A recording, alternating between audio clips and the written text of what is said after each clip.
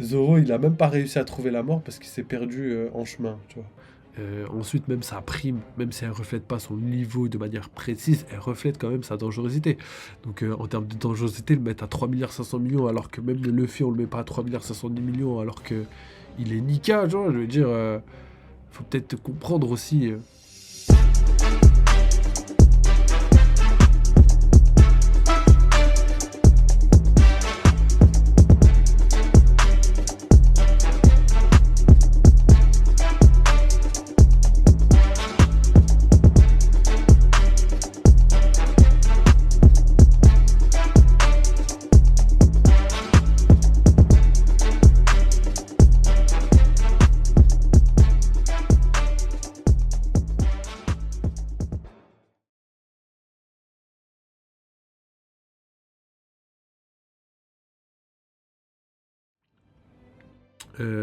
Et pour terminer, je pense que là, on a fait le tour de toutes les informations. Euh, En tout cas, si je devais revenir vite fait sur la vidéo du Mont Corvo, j'ai bien kiffé parce que c'était cool. Déjà, ça m'a fait plaisir de les revoir à l'ancienne. Vraiment tout foufou en mode jeune, tu vois, c'était marrant. Et c'était à 8 ans en même temps, les gars, hein. J'avais la vingtaine il y a 8 ans, wesh. Ouais, mais j'arrivais sur la vingtaine, donc c'était un truc de ouf. Et bah, on a appris quand même pas mal de choses qui se sont avérées être vraies. Donc masterclass, obligé de les féliciter pour Ryokogyu LCP0, qui était bel et bien présent sur l'île de, euh, de Kaido, donc l'île de Wano, Onigashima et tout ça. Donc ils ont bien eu un rôle. Et masterclass aussi pour Ryokogyu, qui a été utilisé à Wano et tout, donc tout était calé. Après, effectivement, les parallélismes, on pensait qu'Oda aurait pu suivre les mêmes parallélismes, mais je pense que c'est mieux de l'avoir fait comme ça.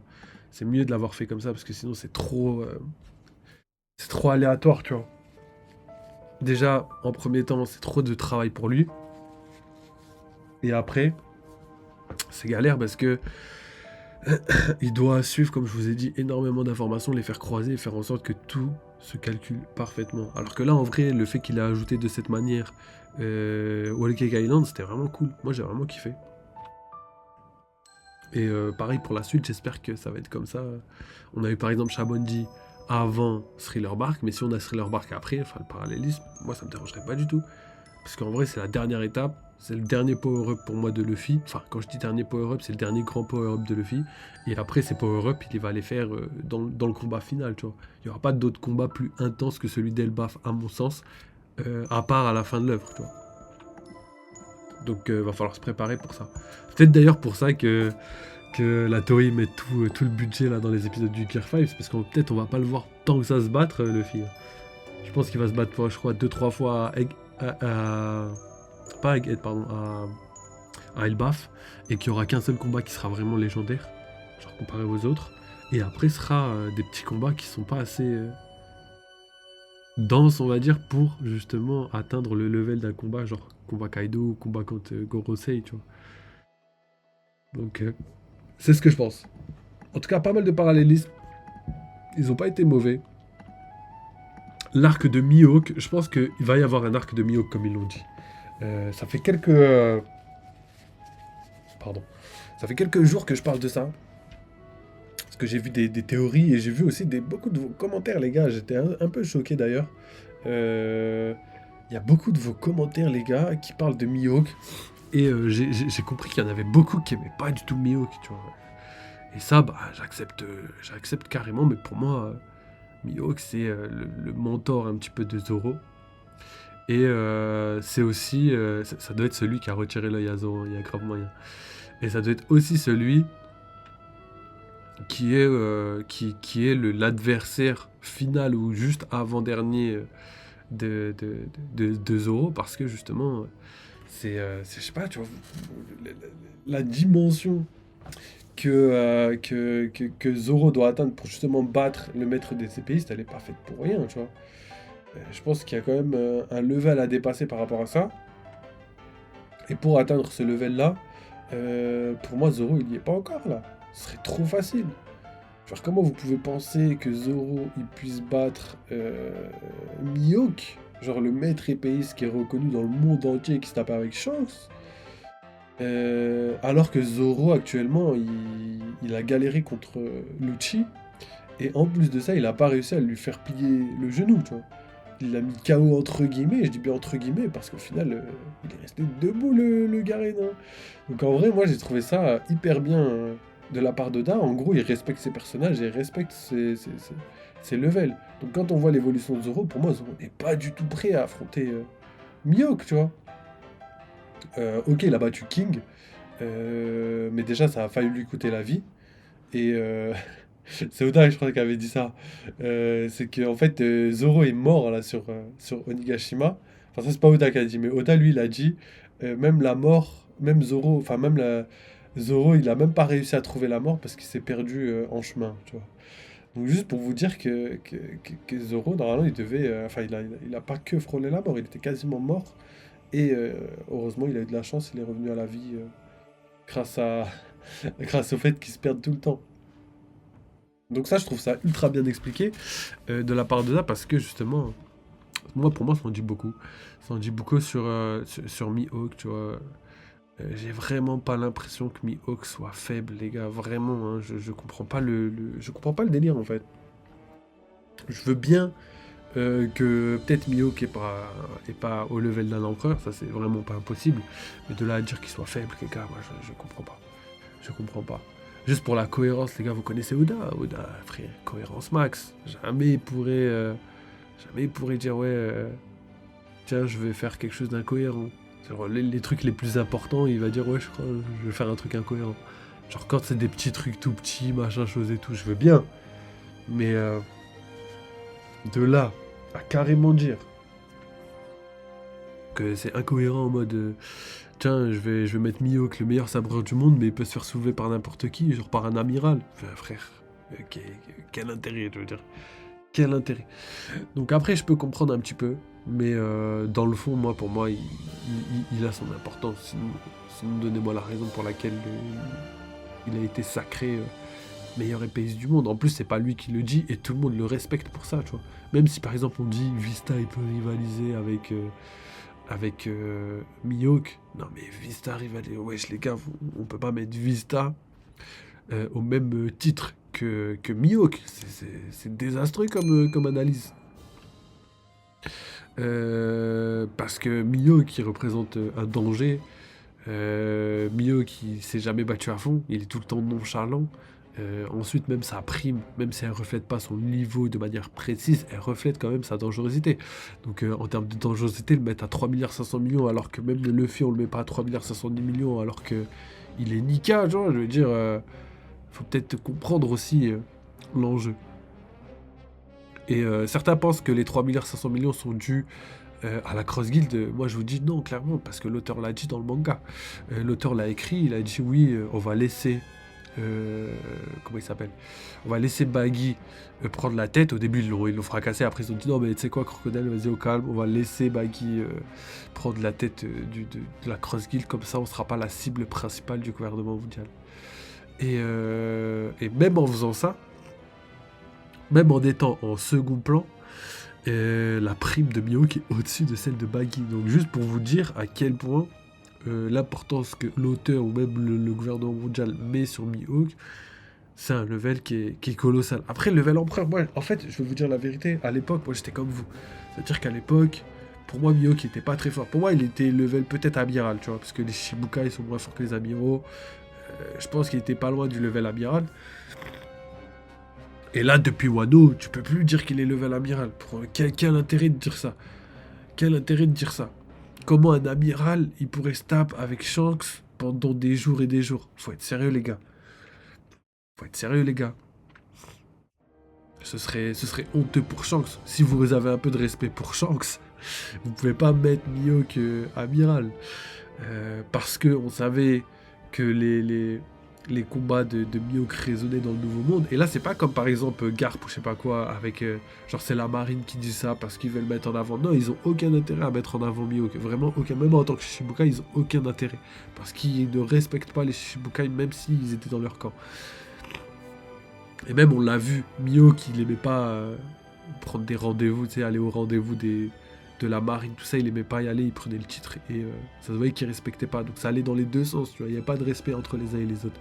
C'est pas comme Garp où il y a un profond respect pour Garp, c'est le héros de la marine, il se battait contre Roger, on le met en avant, on le met... Là, c'est pas du tout pareil. Mihawk, justement, c'est le contraire.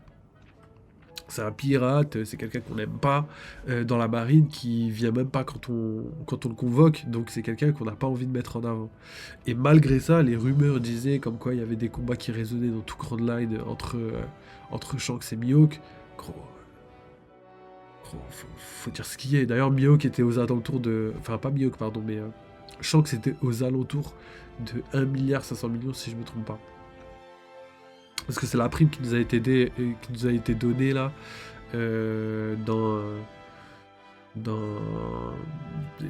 pendant le film Raid. C'était pas dans le film Raid, mais c'était dans un petit bouquin justement, un petit manga justement tout petit, où justement il y a eu c'était pour le teaser du film Raid, et dedans il y avait une information qui n'a pas été donnée, c'était la prime de Mihawk avant qu'il soit empereur. Donc elle était à 1,5 milliard si je me trompe pas. Et au niveau de la temporalité, j'arrive plus à savoir. Je sais pas si c'était juste quand Luffy est parti. En fait, j'hésite entre deux. Je me rappelle plus. Soit il était à 1,5 milliard quand il a perdu son bras, soit il était à 1,5 milliard quand il est parti avec Uta. Mais je m'en souviens plus. Pour moi, c'est quand il a perdu son bras, mais j'en suis pas sûr. Donc, prenez cette info avec des pincettes, mais juste pour vous dire qu'à l'époque où il se battait contre Mihawk, il était aux alentours des 1 milliard. Donc déjà, juste ça, tu sais que... Après, on sait pas si ça reflète le level, parce qu'il avait déjà le Haki des Rois, tout ça, tu vois. Mais juste pour vous dire que, à ce moment-là, il valait 1 milliard. Donc Mihawk, déjà minimum, il se battait contre quelqu'un d'1 milliard. Après, est-ce qu'il se battait contre l'empereur? Je sais pas. Mais en tout cas, ce qui est sûr et certain, c'est que Mihawk, il trouve aucun intérêt à se battre contre quelqu'un qui a pas de bras, enfin, qui a pas un bras dominant à l'épée, parce qu'il peut pas le battre à l'épée, tu vois. Il est plus fort que lui. Donc Shanks, comment il se bat? Est-ce qu'il se bat exclusivement à l'épée? Je sais pas. Mais il doit y avoir une explication à tout ça. Donc voilà, je pense que j'ai suffisamment détaillé Shanks. Hein. J'ai bifurqué là-dessus parce que on m'en a parlé plusieurs fois. Mais il y a plein de choses à dire, les gars. Donc on verra tout ça dans une prochaine vidéo où j'analyserai vraiment en détail. Mais effectivement, il y a une zone d'ombre sur le level de Mihawk, mais par contre, on peut pas le mettre genre premier commandant ou un truc comme ça, tu vois, c'est pas, pour moi c'est pas logique. C'est pas logique, il inspire la dangerosité, et genre tous les sabreurs du monde le considèrent comme le meilleur. Genre je veux dire, même Oden qui était capable de rivaliser avec Kaido, c'était un sabreur, tu vois. Donc après, est-ce que Mihawk... à cette époque, je pense pas qu'il avait le titre, tu vois. Mais est-ce que si Oden... C'est ça que j'aimerais bien savoir. La vraie question, c'est ça. Est-ce que si Oden était encore vivant aujourd'hui, avec le même level, est-ce qu'il pourrait battre Mihawk? Et ça, c'est une vraie question, parce que s'il peut pas battre Mihawk, forcément Mihawk va être d'un level d'un Kaido, tu vois. Et ça, je pense que c'est ça que les gens ont peur. Donc, est-ce que Oden est meilleur sabreur ou pas? Je sais pas. Mais en tout cas, ce qui est vrai, c'est que Mihawk a eu de l'âme noire. Donc, et en plus, à ce qui paraît, c'est lui qui a rendu sa lame noire. Et pour rendre sa lame noire, pour moi, il faut un level colossal. Donc je pense pas qu'il soit plus fort que Shanks, en tout cas ça c'est une certitude pour moi pour l'instant, mais qu'il puisse avoir un bon level, ça ne m'étonne pas. Moi je préfère le mettre intermédiaire pour l'instant, mais j'ai un petit espoir pour qu'il soit Yonko. Pourquoi? Parce que si jamais Zoro se bat contre lui à la fin et qu'il bat, bah, Zoro est Yonko, tout simplement. Tout simplement les gars, donc pour moi il faut qu'il valide son level contre un adversaire de taille, et pour ça eh bien, il faut le maître des épéistes, et pour ça il faut que le maître des épéistes soit fort, sinon Zoro n'est pas fort. Honnêtement. Si le rêve, mais c'est ça, juste pour le respect du rêve de Zoro, si son rêve c'est de battre quelqu'un qui est plus faible que King, ou qui est au même level que King, bah frère, quel intérêt? C'est quoi ce rêve éclaté au sol, frère? C'est vrai, si on prend comme ça, c'est quoi ce rêve éclaté au sol? C'est quelque chose qu'il a déjà réalisé, donc ça y est, ok, bah ton rêve il est fini, bah ça y est, tu vois. Ok, bah le Zoro, en tout cas c'est fini pour lui, tu vois, l'histoire est finie pour lui, il a tout réalisé. Non, je pense pas. Je pense qu'il y a encore des choses à découvrir. Et quand on arrive à penser que Mihawk... pas Mihawk, pardon. Mais que Rayleigh pourrait être level empereur à son prime, quel problème il y a à ce que Mihawk soit pas loin du level empereur, tu vois. Même pour moi, le level empereur. Après, si vous voulez, il est moins fort que Big Mom. Comme ça, au moins, on essaie de trouver un juste milieu, tu vois. Comme ça, c'est un empereur, mais pas suffisamment fort pour battre un empereur actuel, tu vois. Comme ça, on est d'accord sur le level de puissance et en même temps, ça dénigre pas les empereurs précédents. Mais il faut quand même que son level soit un minimum dans ces eaux-là, tu vois, vous avez capté. Donc voilà, on en a terminé pour cette vidéo rétro-analyse. C'était cool, hein. En plus, on a parlé de plein de théories et tout. Nous, on va se laisser là. Oubliez pas la petite souscription YouTube, là, je sais qu'il y en a plein qui pourraient et qui voudraient peut-être participer à ça. Donc n'hésitez pas les gars, sinon, si vous pouvez pas, n'hésitez pas juste à liker, commenter les gars, ça aide de ouf la chaîne, vous vous rendez pas compte. Et ça nous permettrait aussi d'avancer un peu plus rapidement parce que plus on avance, en fait le plus dur là dans le développement d'une chaîne YouTube c'est le début, c'est là où il y a moins de monde. Et bientôt je sais va y avoir du monde et tout. Parce que comme je vous l'avais déjà expliqué, ma chaîne Twitch elle était ban. Quand elle a été ban, j'ai tout perdu. C'est-à-dire j'ai perdu, j'avais plein de spectateurs, j'avais plein de trucs et tout. Et en fait on a tout redescendu et là je suis en train de tout recommencer parce que voilà, on a fait, on a fait les copyrights, on vous a donné trop d'infos, on vous a donné les chapitres, on vous a donné les épisodes. Et du coup bah ça n'a pas plu un petit peu à la Shueisha, quoi. Parce que c'est vraiment un organisme de la Toei, pardon, c'est même pas la Shueisha, c'est un organisme de la Toei qui m'a envoyé un mail, tu vois, j'ai vraiment eu le mail Toei machin chose, vous a banni, enfin, ils sont passés par Twitch, mais c'était un organisme de la Toei qui a décidé de signaler ma chaîne et qui a fait en sorte de la ban. Donc les gars, on vous a donné beaucoup, et n'hésitez pas à rendre les frères, parce que on est ensemble et tout ce qu'on me donne, je le rends. Donc voilà, je pense qu'il n'y a pas mieux comme phrase. Donc on va s'arrêter là pour aujourd'hui. On aura fait tout ce qu'il fallait. Donc n'hésitez pas à envoyer de la force, à aller soit sur Discord, soit sur Twitter, soit sur YouTube pour soit discuter, partager vos théories ou même profiter de tous les liens que j'ai mis sur le Discord, etc., etc. Vous avez tout ce qu'il faut. En attendant, bah, moi de mon côté, je vous remercie pour tout ce que vous faites, à tous ceux qui participent, qui commentent là, ça fait trop plaisir. Et n'hésitez pas à me dire là dans les commentaires si vous voulez que je réponde à tous vos commentaires en vidéo. Parce qu'il y a des gars, ils font des vraies théories, mais vu qu'ils les mettent pas dans le Discord, j'ai pas le temps de les regarder et tout en détail et tout, tu vois.